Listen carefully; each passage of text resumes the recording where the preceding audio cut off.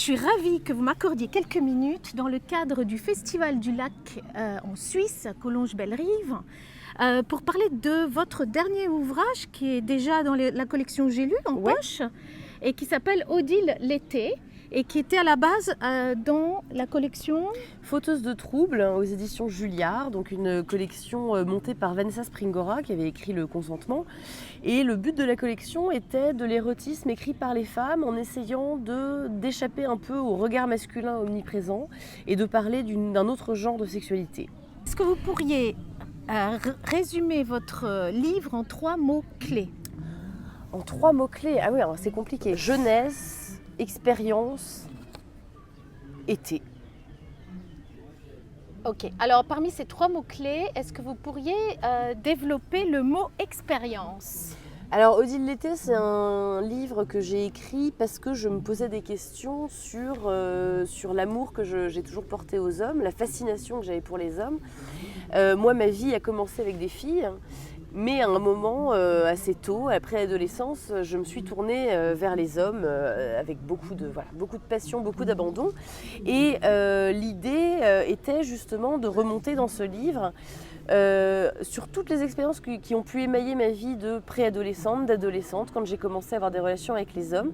Et donc Odile est une sorte de personnage miroir qui compare ses expériences avec celles de la narratrice et qui questionne en fait cette éducation que les petites filles reçoivent depuis qu'elles sont toutes bébés.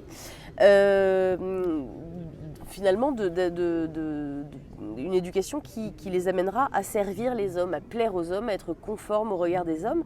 Donc c'était l'occasion de déconstruire un petit peu, de se poser des questions sur ce rapport-là. Spontanément, à qui aimeriez-vous offrir votre livre ? Spontanément, je pense aux générations de femmes qui peut-être n'ont pas eu l'occasion d'avoir ce genre de questionnement. C'est vrai que notre génération à nous est dans un questionnement perpétuel, ce que je trouve je trouve qu'il en sort de très très belles choses et j'aime beaucoup moi avoir des retours de femmes plus âgées qui me disent qu'elles comprennent ce dont je parle et que peut-être juste à leur époque on n'en parlait pas. Ça me touche toujours beaucoup dans ces cas-là. Si votre livre avait un pouvoir magique, lequel serait-il ? De faire bander, c'est toujours un peu magique quand même Non, mais de pouvoir exciter, émoustiller le lecteur et se faire poser des questions. Je pense que c'est ça le but de la littérature érotique. C'est pas uniquement de faire bander, c'est que ce soit une excitation qui génère des questionnements. Ça, pour moi, c'est un véritable pouvoir magique. Si vous étiez un livre, lequel serait-il ? Si j'étais un livre, je pense que je serais... un livre qui s'appelle Le Point d'orgue, qui a été écrit par un auteur américain du nom de Nicholson Baker. Et c'est vraiment le livre de ma vie dans lequel il y a toute la tendresse que j'aimerais pouvoir, moi, écrire aussi. Si vous étiez une citation ? Une citation, je dirais une citation que j'ai mis en exergue de mon dernier livre qui sort en août et qui est une phrase qui dit « La vie, c'est la matière devenue folle ». Si vous étiez un plaisir ? Je pense que je serais... écoutez, plus j'avance en âge, et je vous aurais peut-être dit il y a 10 ans faire l'amour, là maintenant je vous dirais peut-être la masturbation.